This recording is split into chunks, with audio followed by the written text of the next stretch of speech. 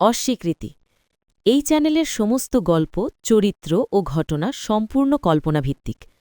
কারো জীবনের সঙ্গে মিল থাকলে তা সম্পূর্ণ কাকতালীয়। এই চ্যানেলের উদ্দেশ্য শুধুমাত্র বিনোদন ও জীবনের শিক্ষা দেওয়া। ভালোবাসুন বাংলা গল্প, ছড়িয়ে দিন অনুভূতি ও মূল্যবোধ।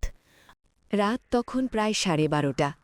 জেলাশাসকের বাংলোর বারান্দায় দাঁড়িয়ে সুদীপা সিনহা দূরের শহরের দিকে তাকিয়েছিলেন। আলো ঝলমল শহর, কিন্তু সেই আলোর নিচেই যে অন্ধকার বাস করে সেটা তিনি জানতেন। আজকের দিনটা অস্বাভাবিকভাবে শান্ত ছিল, খুব শান্ত। আর অভিজ্ঞ প্রশাসনিক অফিসার হিসেবে তিনি জানতেন এই শান্তির পেছনেই ঝড় লুকিয়ে থাকে। ঠিক তখনই ফোনটা বেজে উঠল। নাম্বারটা ছিল অচেনা। তিনি ধরলেন। ওপাশ থেকে খুব নিচু গলায় একটা কথা। ম্যাডাম, যদি সত্য জানতে চান তাহলে কাল সকাল 7টায় পুরনো রেল কলোনির পাশে শিবাম নার্সিংহোমে আসবেন। একা না, কিন্তু বিশ্বাসযোগ্য কাউকে নিয়ে। লাইন কেটে গেল। সুদীপা সিনহা স্থির হয়ে দাঁড়িয়ে রইলেন। এই প্রথম নয়, অজানা সূত্র থেকে খবর আসে, কিন্তু এই কণ্ঠে যে ভয় আর তাড়া ছিল সেটা আলাদা। তিনি জানতেন এটা উপেক্ষা করা যাবে না। পরদিন সকাল ডিএম অফিসের কেবিনে বসে সুদীপা ফাইল দেখার ভান করছিলেন। সামনে বসা লোকটা একজন সাধারণ সাংবাদিক, নাম অনিরুদ্ধ সেন, কিন্তু বাস্তবে সে ছিল অনুসন্ধানী রিপোর্টিংয়ের জন্যে দিল্লিতেও পরিচিত মুখ। 16 নম্বর ওয়ার্ড, সুদীপা ধীরে বললেন। সেখানে আগে কাজ করেছ? অনিরুদ্ধ মাথা নাড়ল। ওখানে গেলে মানুষ কম কথা বলে ম্যাডাম, কিন্তু চোখ অনেক কিছু বলে। সুদীপা জানালেন পরিকল্পনা, ছদ্মবেশ। তিনি হবেন একজন মধ্যবিত্ত আত্মীয়া, আর অনিরুদ্ধ তার দূর সম্পর্কের ভাই, যে রোগী ভর্তি করতে এসেছে। কোনো পুলিশকে জানানো হবে না। এই সিদ্ধান্তটাই ছিল সবচেয়ে বিপজ্জনক। শিবম নার্সিংহোম বাইরে থেকে একদম সাধারণ।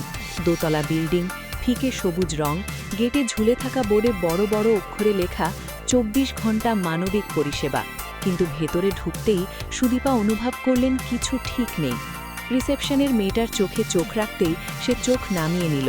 কাউন্টার টেবিলের নিচে রাখা রেজিস্টারটা পুরনো, কিন্তু তার পাতাগুলো অস্বাভাবিকভাবে নতুন। অনিরুদ্ধ ফিসফিস করে বলল, ম্যাডাম, এখানে নাম লেখা হয়, কিন্তু মানুষ বেরোয় কম। সুদীপা কিছু বললেন না। তিনি লক্ষ্য করছিলেন, সব সময় লক্ষ্য করতেন। একজন নার্স এগিয়ে এলো, অদ্ভুতভাবে তাড়াহুড়ো করছে। কোন রোগী? কণ্ঠে মিকি ভদ্রতা। সুদীপা বললেন, কিডনির সমস্যা, গরিব মানুষ, সরকারি স্কিমে। নার্সের চোখে হালকা হাসি ফুটে উঠল। সেটা সহানুভূতির হাসি নয়। ডাক্তার দেখবেন বলে সে ভেতরের দিকে নিয়ে গেল। করিডোরটা লম্বা, বাতাসে ওষুধ আর কি একটা ধাতব গন্ধ। দেয়ালের একপাশে সিসিটিভি, কিন্তু আশ্চর্যজনকভাবে অনেক ক্যামেরাই বন্ধ। অনিরুদ্ধ মনে মনে সব হিসেব রাখছিল। একটা দরজার সামনে এসে নার্স থামল। ভেতর থেকে চাপা গলার আওয়াজ, আর একটা আজই পাঠাতে হবে, পুলিশ সাহেব ফোন করছেন। সুদীপা আর অনিরুদ্ধ একে অপরের দিকে তাকালেন। পুলিশ? নার্স হঠাৎ দরজা খুলে ফেলল। ভেতরের লোকটা থমকে গেল। এইদিকে তাকিয়ে আছেন কেন? নার্স কড়া গলায় বলল। সুদীপা হাসলেন, একজন সাধারণ গৃহস্থ মহিলার হাসি, কিন্তু তার মস্তিষ্ক তখন বিদ্যুৎ গতিতে কাজ করছে। ডাক্তারের কেবিনে ঢুকতেই দেয়ালে বড় বড় সার্টিফিকেট, কিন্তু তারিখগুলো অদ্ভুতভাবে অসামঞ্জস্যপূর্ণ। ডাক্তার রোগীর কাগজ দেখলেন না, বরং প্রশ্ন করলেন, রক্তের গ্রুপ? এই প্রশ্নটা অস্বাভাবিক ছিল। অনিরুদ্ধ উত্তর দিল। ডাক্তার চোখ তুললেন। 1 সেকেন্ডের জন্য তার চোখে লোভের ঝিলিক। সেই 1 সেকেন্ডই যথেষ্ট ছিল। হঠাৎ বাইরে হইচই, একজন বৃদ্ধ লোক চিৎকার করছে, আমার ছেলেকে কোথায় নিয়ে গেলেন? সই করাইনি আমি। দুজন ওয়ার্ড বয় তাকে টেনে নিয়ে গেল। ডাক্তার উঠে দরজা বন্ধ করে দিলেন। সুদীপা বুঝলেন, এটা শুধু সন্দেহ নয়, এটা সংগঠিত অপরাধ। ওয়াশরুমে যাওয়ার অজুহাতে বেরিয়ে অনিরুদ্ধ ফোনের ক্যামেরা অন করল। গোপনে ভিডিও রেকর্ডিং শুরু। একটা ঘরের সামনে সে থামল। দরজায় লেখা, স্টোর রুম রিস্ট্রিক্টেড। ভেতর থেকে বরফে রাখা বাক্সের শব্দ। ঠিক তখনই পিছন থেকে গলা, কি করছেন? অনিরুদ্ধ ঘুরে দাঁড়ালো। সামনে একজন পুলিশ অফিসার, ইউনিফর্মে। এই মুহূর্তেই সব পরিষ্কার হয়ে গেল। অনিরুদ্ধ হাসল। ওয়াশরুম খুঁজছি। পুলিশ অফিসারের চোখে সন্দেহ।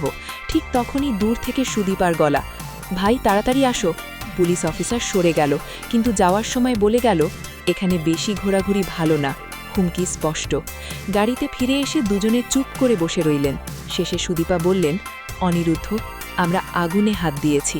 অনিরুদ্ধ ক্যামেরা দেখালো। কিন্তু আগুনের প্রমাণ আমাদের হাতে আছে ম্যাডাম। সুদীপা জানতেন এই প্রমাণ শুধু নার্সিংহোমের নয়, এটা আরও বড় কিছুতে পৌঁছাবে, আর সেই কিছুটা খুব শক্তিশালী। সেদিন রাতেই সুদীপা সিনহা ঘুমোতে পারেননি। নার্সিংহোমের করিডরে সেই ধাতব গন্ধটা যেন এখনও নাকে লেগে আছে। প্রশাসনিক জীবনে অনেক বেআইনি কাজ দেখেছেন, কিন্তু এখানে ব্যাপারটা আলাদা। এটা শুধু দুর্নীতি নয়, এটা মানুষের শরীর নিয়ে ব্যবসা। ভোর 4টের সময় ফোন আলো। এইবার নাম্বারটা ছিল পরিচিত। মন্ত্রী রাঘব মিত্র, জেলার সবচেয়ে প্রভাবশালী নেতা, দিল্লির অলিগলিতে যার নাম চলে। ডিএম ম্যাডাম, শুনলাম আপনি গতকাল শিবম নার্সিংহোমে গিয়েছিলেন। সুদীপা 1 সেকেন্ড চুপ করলেন। হ্যাঁ, শান্ত কণ্ঠে বললেন, কিছু রুটিন ইন্সপেকশন। হাসির শব্দ, কিন্তু সেই হাসিতে উষ্ণতা ছিল না। রুটিনের বাইরে না গেলেই ভালো, মন্ত্রী বললেন। কিছু জায়গায় বেশি কৌতূহল বিপজ্জনক। লাইন কেটে গেল। সুদীপা জানতেন এটা শুধু সতর্কতা নয়, এটা হুমকি। সকাল 9টায় অফিসে ঢুকতেই অস্বাভাবিক নীরবতা। স্টাফরা চোখ এড়িয়ে যাচ্ছে। ফাইলগুলো ঠিকঠাক সাজানো, কিন্তু বাতাস ভারী। অনিরুদ্ধ চুপচাপ এসে বসলেন। রাতে আমার বাড়ির সামনে 2জন অচেনা লোক ছিল, কিছু করেনি, শুধু দাঁড়িয়েছিল। সুদীপা দীর্ঘশ্বাস ফেললেন। তাহলে আমরা ঠিক জায়গায় হাত দিয়েছি। তিনি সিদ্ধান্ত নিলেন, এখন আর অপেক্ষা নয়। গোপনে একটি টিম তৈরি হলো, বিশ্বাসযোগ্য, পুরনো, যাদের ওপর এখনও সিস্টেম পুরোপুরি দখল নিতে পারেনি। সুদীপার নিজে নেতৃত্বে রাতের অন্ধকারে শিবম নার্সিংহোমে হানা। কিন্তু যখন তারা পৌঁছালেন, সব কিছু পাল্টে গেছে। স্টোর রুম ফাঁকা, ফ্রিজার নেই, রেজিস্টার পুড়িয়ে ফেলা হয়েছে। কেউ যেন আগেই জানত।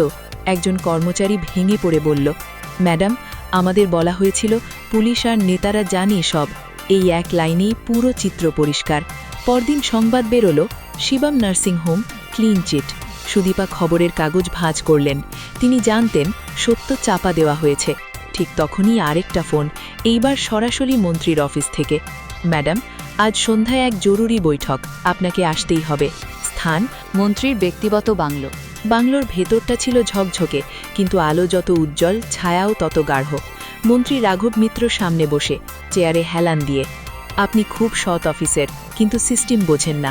সুদীপা চুপ। মন্ত্রী ঝুঁকে এসে নিচু গলায় বললেন, এই কেসে হাত দিলে আপনার কেরিয়ার শেষ। ট্রান্সফার তো ছোট কথা। একটু থেমে, পরিবার আছে তো?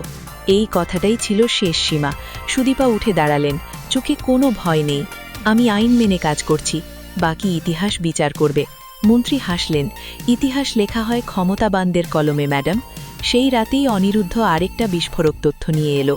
ম্যাডাম, শুধু মন্ত্রী জড়িত নয়, তার 2জন ঘনিষ্ঠ লোক, একজন স্বাস্থ্য দপ্তরে, একজন পুলিশে। ডকুমেন্ট, ভিডিও, কল রেকর্ড, সব কিছু একসাথে। সুদীপা বুঝলেন, এই প্রমাণ জেলায় রাখলে ধ্বংস হয়ে যাবে। একটাই রাস্তা, দিল্লি, প্রধানমন্ত্রীর দপ্তর। কিন্তু ঠিক তখনই অফিসে নোটিশ এলো, ইমিডিয়েট ট্রান্সফার, নতুন পোস্টিং, দূরবর্তী, গুরুত্বহীন। সময় দেওয়া হয়েছে 24 ঘন্টা। সুদীপা কাগজটা হাতে নিয়ে জানালার বাইরে তাকিয়ে থাকলেন। হেরে যাওয়া এত সহজ নয়। তিনি ধীরে বললেন, অনিরুদ্ধ, আমাদের হাতে সময় কম, কিন্তু সত্যের ওজন ভারী। অনিরুদ্ধ মাথা নাড়ল। এই লড়াইটা আমরা শেষ পর্যন্ত নিয়ে যাব ম্যাডাম। দুজনেই জানতেন পরের পদক্ষেপটাই সবচেয়ে বিপজ্জনক। রাতের ট্রেন ছাড়ল ঠিক সময়। কোনো সরকারি প্রোটোকল নেই, কোনো গার্ড নেই। সুদীপা সিনহা তখন জেলার ডিএম নন, তিনি শুধু একজন মানুষ যার হাতে এমন এক সত্য আছে যা বহু শক্তিশালী মানুষ চাপা দিতে চায়। অনিরুদ্ধ জানালার পাশে বসে বাইরে তাকিয়েছিল। স্টেশনের আলো একের পর এক পিছনে চলে যাচ্ছে।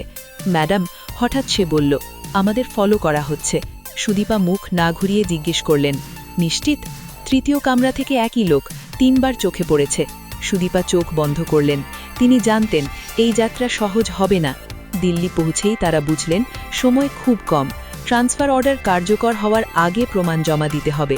প্রধানমন্ত্রীর দপ্তরে সরাসরি ঢোকা অসম্ভব, কিন্তু সুদীপা সিনহার একটা পুরনো পরিচয় ছিল, একজন অবসরপ্রাপ্ত ক্যাবিনেট সচিব যিনি এখনও সিস্টেমের ভেতরের ভাষা বোঝেন। বিকেলের দিকে দেখা হলো। লোকটা ফাইল উল্টে উল্টে দেখছিল। ভিডিও, কল রেকর্ড, নার্সিংহোমের ভেতরের ফুটেজ। তিনি একবারও মাথা তুললেন না। শেষে শুধু বললেন, আপনি জানেন এটা দিলে আপনি আর আগের জায়গায় ফিরবেন না। সুদীপা শান্তভাবে উত্তর দিলেন, আমি আগের জায়গায় ফিরতে আসিনি। এই কথাটাই সব ঠিক করে দিল। রাত 8টায় হঠাৎ অনিরুদ্ধের ফোনে অজানা নাম্বার। দিল্লিতে থাকা ভালো জিনিস নয়।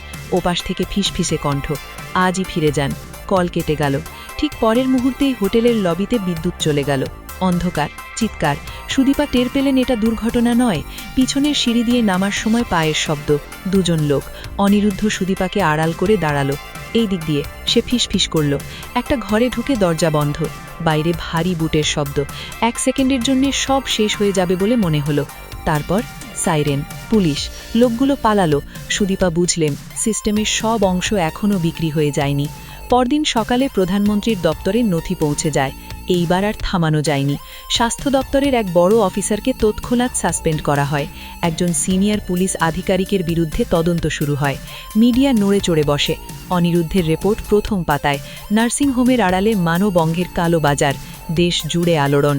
মন্ত্রী রাঘব মিত্র সংবাদ সম্মেলনে বললেন, এসব ভিত্তিহীন অভিযোগ, রাজনৈতিক ষড়যন্ত্র। কিন্তু তার কণ্ঠ কাঁপছিল, কারণ তিনি জানতেন এবার প্রমাণ দিল্লিতে, আর দিল্লি চুপ থাকে না। কয়েকদিনের মধ্যেই সিবিআই তদন্তের নির্দেশ আলো। শিবাম নার্সিংহোম সিল করা হলো। গ্রেফতার হলো দালালরা। সবচেয়ে বড় খবর, মন্ত্রীর 2 জন ঘনিষ্ঠ সহযোগী গ্রেফতার। মন্ত্রী নিজে তখনও বাইরে, কিন্তু ঘড়ির কাঁটা তার দিকেই ঘুরছে। এক সন্ধ্যায় সুদীপা সিনহাকে ডাকা হলো। স্থান রাষ্ট্রপতি ভবনের সংলগ্ন এক কনফারেন্স হল। তিনি বুঝলেন শেষ অধ্যায় শুরু। একজন অফিসার ধীরে বললেন, প্রধানমন্ত্রীর সঙ্গে আপনার দেখা হবে। সুদীপা চোখ বন্ধ করলেন এক মুহূর্তের জন্য। এই লড়াইয়ের জন্যই তিনি প্রশাসনে এসেছিলেন।